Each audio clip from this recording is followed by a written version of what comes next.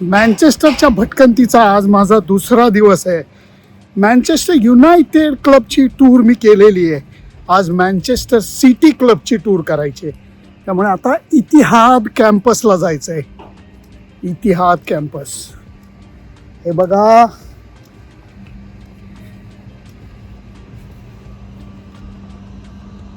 Yes,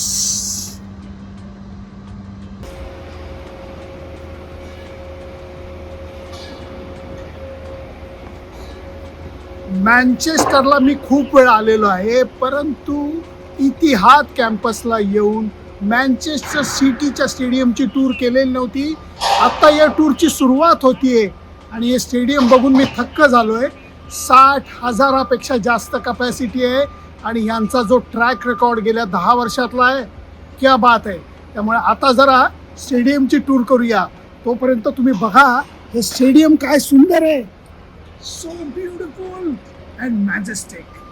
इथे आता एक मोठं कॉन्सर्ट होतं आहे, त्यामुळे जरा इथलं ग्रीन फील्ड तुम्हाला दिसणार नाही, पण स्टेडियमची भव्यता तुमच्या लक्षात येईल. चला, त्यामुळे आता टूरला जाऊया. या या या.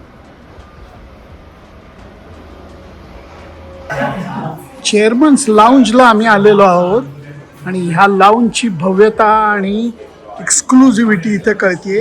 एक रूम तुम्हाला दाखवतो. ही अशी रूम असते. इथे क्लबचे मॅनेजर आणि ओनर्स बसून प्लेयर आणि त्याच्या एजंट बरोबर अत्यंत महत्त्वाच्या ट्रान्सफरच्या वगैरे चर्चा करतात. स्टेडियमच्या मागच्या बाजूला या सगळ्या घडामोडी घडत असतात. त्यामुळे या खोल्यांचं महत्त्व फार वेगळं आहे. मालकांचं खास रूम ही आहे आणि इथे तुम्ही बघू शकता की या क्लबनी जिंकल्यानंतर त्यांचं स्वागत कसं केलं जातं आणि मोठे डिग्निटरीज म्हणजे कोण कोण येतात हे तुम्हाला याच्यातनं थोडासा अंदाज येऊ शकेल. वाव.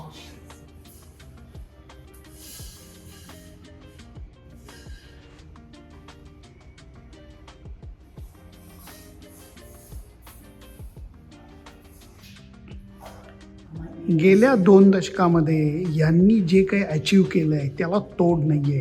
कारण एक सीझन तर असा होता ज्याच्यात त्यांनी प्रीमियर लीगची सुद्धा चॅम्पियनशिप घेतली. काय सुंदर ट्रॉफी आहे बघा. आणि त्याच्यानंतर चॅम्पियन्स लीगची सुद्धा घेतली एकमेव गोल करून. आणि नंतर FA कपला सुद्धा गवसणी घातली. या तिन्ही ट्रॉफीज इथं मोठ्या अभिमानाने ठेवण्यात आलेल्या आहेत. एका क्लबचं जायंटमध्ये झालेलं ट्रान्सफॉर्मेशन हे याच्यातनं दिसून येतं.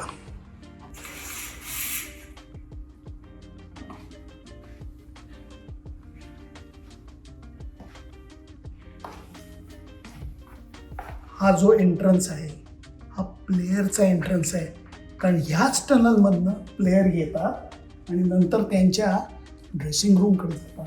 आणि हे जे चित्र तुम्ही बघता ह्याच्यावरनं तुम्हाला कळू शकेल की एखादी खूप मोठी ट्रॉफी जिंकल्यानंतर चेहऱ्यावरचा जो आनंद, अभिमान, केलेल्या कष्टांचं चीज झाल्याचं भावना या सगळ्या तुम्हाला इथे दिसून येतील. कारण UEFA चॅम्पियन्स लीग 22-23ला जेव्हा मँचेस्टर सिटी जिंकली होती त्याचा हा फोटो आहे. आणि ह्याच्यामध्ये तुम्ही कोचला शोधा, तो कॉर्नरला उभा आहे. कारण त्याचं म्हणणं असं असतं, मी तुमच्याकडनं बेस्ट सराव करून घेईन आणि तुम्हाला गोल करायला मदत करीन, बाकी सगळं क्रेडिट तुमचं आहे. फार मजा येते हे सगळं बघायला.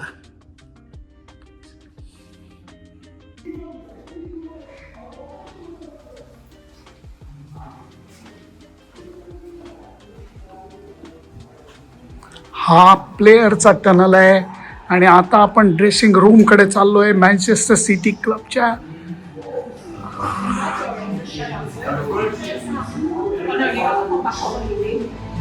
Sorry, did I do that? Sorry.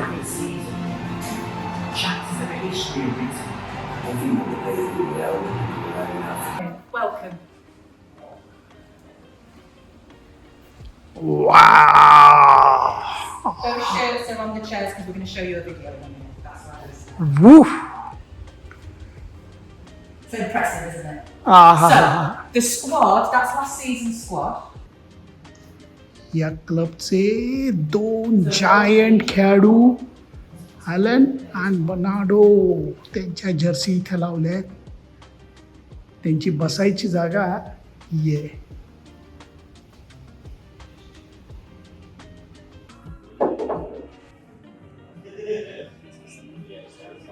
George बेस्टच्या फोटोनी सुरुवात झाली आहे आणि हा पब काय सजवलाय बघा. याला म्हणतात ब्रिटिश ट्रॅडिशनल पब. सुंदर सुंदर.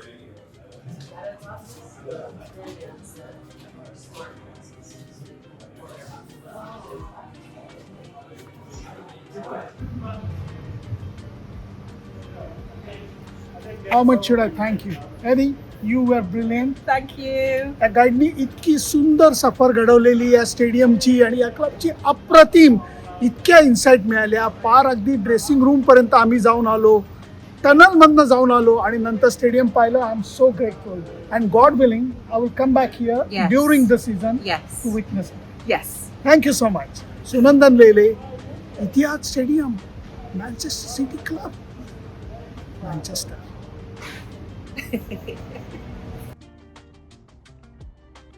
2 दिवस बर्मिंगहम, 2 दिवस मँचेस्टर, 1 भारत पाकिस्तान मस्त मॅच, भन्नाट भटकंती.